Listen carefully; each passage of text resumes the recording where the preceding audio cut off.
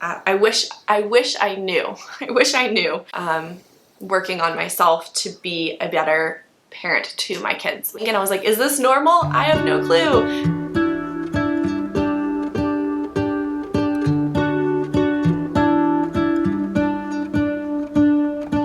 Hey guys, welcome back to my channel, or welcome if you are new. My name is Tara and I am a mom of 2 boys, a 3-year-old and a 1-year-old, and I make Montessori and motherhood videos here on my channel. Today I am doing a Q&A for you guys. I have never done a Q&A before, but I figured since I reached 1,000 subscribers, this would be the perfect time to do a Q&A. So I put a question box out on Instagram and here on YouTube for you guys to ask some questions. So I've got my phone here with all of the questions that I received, and I'm excited to get into this Q&A video. But before we get started on the video, I do want to let you know that I'm doing a giveaway for a $50 Amazon gift card. So if you guys are interested in entering the giveaway, just make sure you stay to the end of the video to find out how you can enter to win the gift card. So one question that I said that I was going to address that I didn't address yet in any of my videos is why we are moving. So if you saw one of my last vlogs, it was that we are moving to a new house. So that is why I've been a little bit MIA lately here on YouTube. We've got a lot of stuff going. If you've bought or sold a house recently, or just ever really, but especially in this market, you'll know how competitive it is, and we've just had a lot of house stuff going on. But yes, we are moving, and we are moving because Julian has taken a new job in a new location that's about like an hour and a half away from where we live now. So we are moving for his job. And yeah, we're excited. So we found a new house and we've sold our house and we are just in the process of moving. So I do want to just address that things are a little bit crazy right now in my life. So my YouTube videos haven't been as my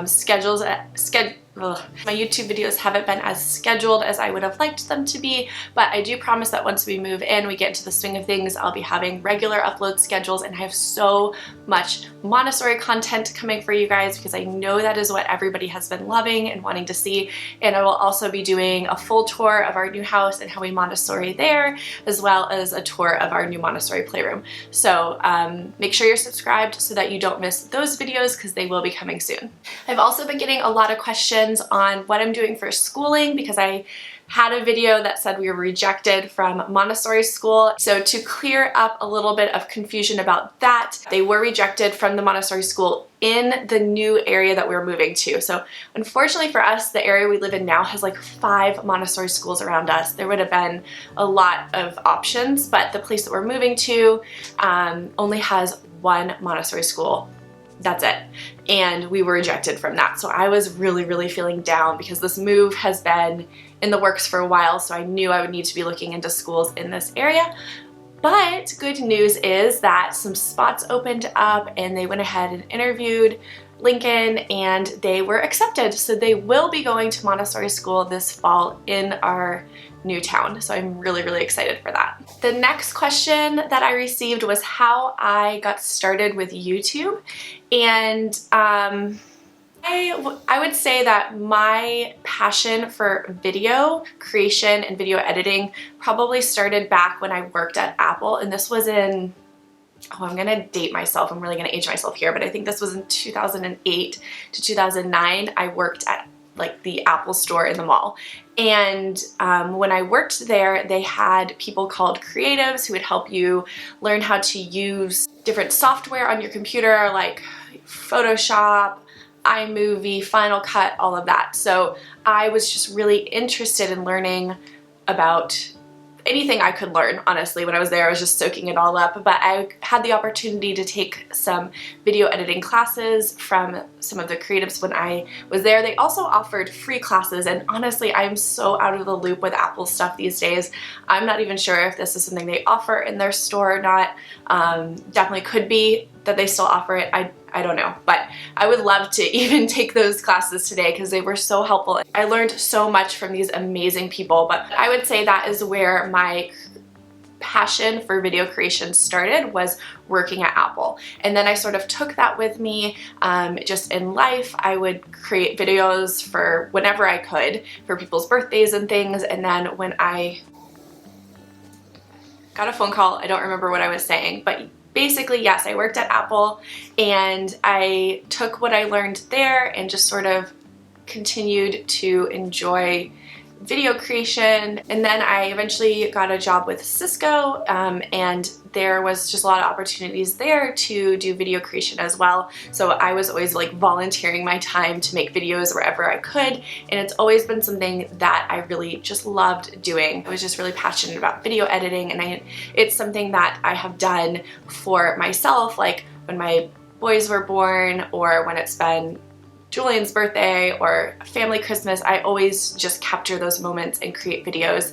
And then when the pandemic hit, I started making videos of Lucas as he was growing, because I knew that my friends and family wouldn't be able to see him and come visit.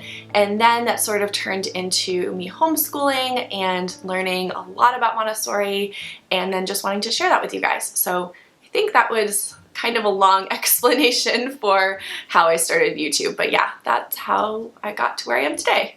And then the next question is also YouTube related, and it says, I love your content. And I just want to like put in that I love when people comment that they enjoy my content. It really, really brightens my day, and I'm so glad that I'm able to make content that people enjoy watching.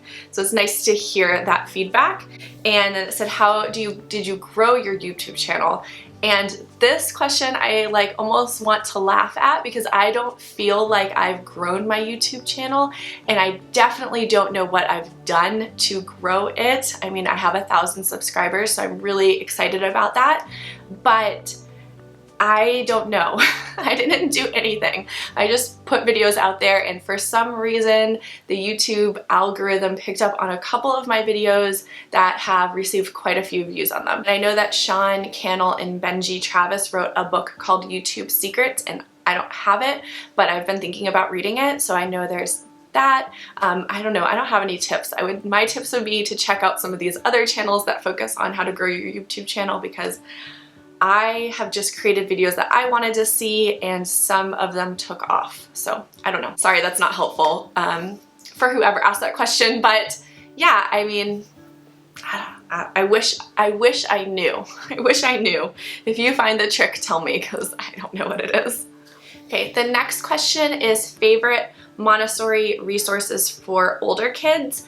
So I have a 1-year-old and a 3-year-old, so I don't know what age range you were referring to with older kids.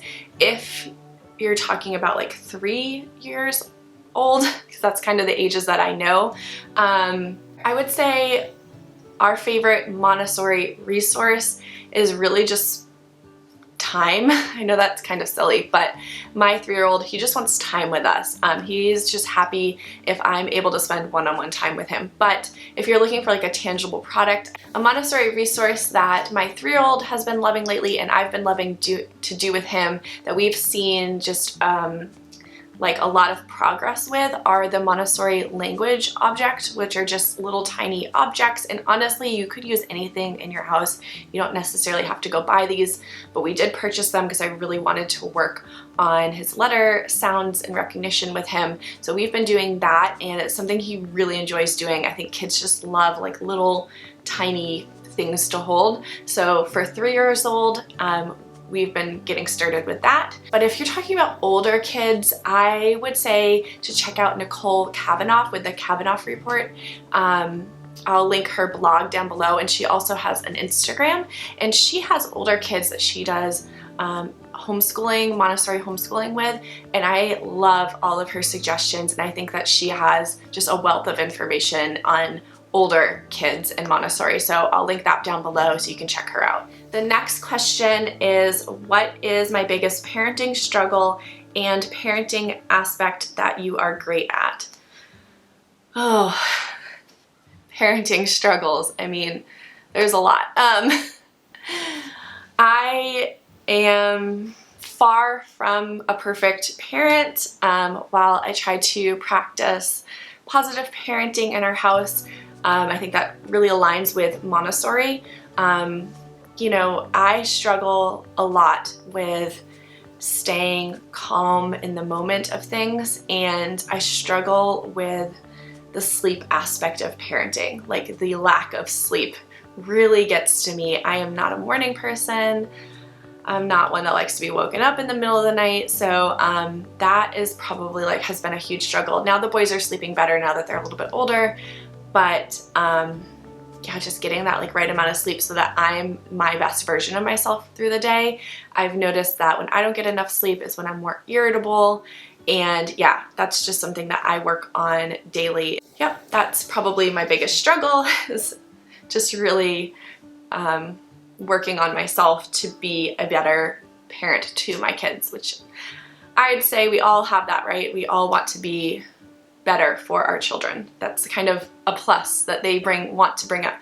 The kids bring out the best in us and the worst, right? But they make us want to be a better version of ourselves, or at least that's how I feel. And then what parenting aspect are you great at? I would say that I get a lot of compliments on the things that I do with the boys, as far as especially like arts and crafts, and I try to put a lot of thought into the way that I'm educating them and make it fun. So I'm just an arts and crafts type person. I've always been that way and I enjoy doing those. So if you follow me over on Instagram, you've probably seen a lot of the activities that we've done, but if you don't follow me on Instagram, make sure you follow along, because I do put out a lot of content of Montessori activities and DIYs that I do with the kids. So I would say that that would be a strength. Okay, the next question is, how do you handle sibling arguments or sharing issues with 2 young kids? Oh my gosh, so one of my upcoming videos is going to be all about sharing, and let me grab a book that I've been reading. All right, my suggestion for you is to get this book called Siblings Without Rivalry. It has really helped me to parent my children in a better way so that they don't grow up as always fighting and, you know, getting into it with each other. It says how to help your children live together so you can live too. So at 1 and 3, I think we're definitely just entering into that sibling rivalry stage, and I see it daily. I mean, it's there. It's an issue in our house for sure. And I assume that it only gets worse from here, from what I hear. But yeah, this book has been a huge help, and like I said, I'm going to do a whole video on this topic because it's just been something that I've been reading a lot about lately and working on with my boys, and I've noticed a huge difference after reading this book and implementing the methods of it. So I would suggest reading this book, and I look forward to my video on that. The next question is, which transition was harder, 0 to 1 or 1 to 2 kids? And for me personally, it was definitely from 0 to 1. I know I've heard so many different things. Everybody's gonna have their own personal experience with this, but I feel like for me, going from 0 to 1 really like rocked my world. I was not prepared for what a newborn was like. Yeah, it was just really, really difficult for me, difficult for my husband and our marriage. It was hard. I think a lot of people say that. But for me, going from 1 to 2, it was like I already knew what to expect. I already knew what could happen. And it just seemed a lot easier, even though my time was more filled and my arms were more full, because I knew what to expect. And even to this day, like as Lucas hits each milestone, I'm like, oh yeah, I remember that with Lincoln, or yeah, this is normal, this is how things are with an 18-month-old, where with Lincoln I was like, is this normal? I have no clue, and nothing to bounce it off of. So for me, 0 to 1 was so much harder than 1 to 2, but I know everyone has a different opinion on that. Next question is the Nugget couch worth it? And I would say yes, for us it is. I would say yes if your kids like climbing and jumping on things, or building forts, because it's great for those 2 things. If you have kids that like have no care in fort building or jumping on things, then maybe they are not going to enjoy it as much, but my kids just love to climb and jump, and we've been really into building forts, and we're always doing it with our couch cushions and on the couch downstairs, because our Nugget is upstairs in our loft. So the only thing I wish is that it was on our main level, because we would use it even more, I think, but because it's upstairs, we only use it when we're up there, which isn't quite as often, but they love it. So I would say yes. I also got a question on why we don't use a floor bed for our boys, or specifically Lucas, I'm guessing, because he's in a crib, and that is not Montessori, and I'm fully aware of that, but for our family, a crib is what works. I was aware of floor beds when we were transitioning Lucas to a crib, and I just decided to stick with a crib. Actually, we had already purchased it before I really started learning about floor beds. But like I said, I am one who really values sleep, and I think in the beginning I was worried that he would be getting up out of bed a lot at night and not sleeping. I've heard a lot of Montessori kids do that, but it does create independence and allows them to really regulate and become aware of their internal clocks, and gives them that independence. But it just wasn't something that I was willing to try at the time, and the crib has worked for us, and I'm not going to change him out of it right now. Probably actually will change him to a toddler bed soon, just like I did with Lincoln as he gets probably around 2, but the crib was what worked best for our family, and I have never promised to be 100% Montessori, and in all my videos I say that a Montessori at home environment is going to look different for each person. You really have to do what's best for you in your home. So what was best for us in our home was to do a crib for Lucas, and it's worked out really well. If we were to have another child, I would possibly think about doing a floor bed for them. I'm definitely not against it. I think it has so many benefits, but for us at the time, it just wasn't the direction I wanted to go. So yeah, Lucas is still in a crib to this day, and I'm not planning on like just transitioning him to a floor bed, so it's Montessori. So yeah, that's the answer. And then I also got a question kind of bouncing off of having more kids, of how many kids do you want to have, and how many kids did we want to have before we had kids, which I thought was interesting. So I'll answer the second part of that first. Before we had kids, you know, it's funny, I don't think Julian and I talked about this all that much. We just sort of knew that we both wanted to have kids.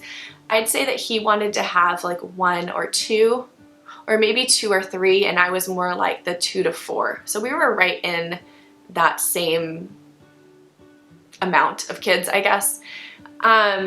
Now that we have 2 kids, I think we both talk about how we could be perfectly happy with our 2 boys, and as of right now we have no plans to have any more kids, but we've got a lot going on in our life right now, and I'm not going to say that in the future that wouldn't change. I don't know.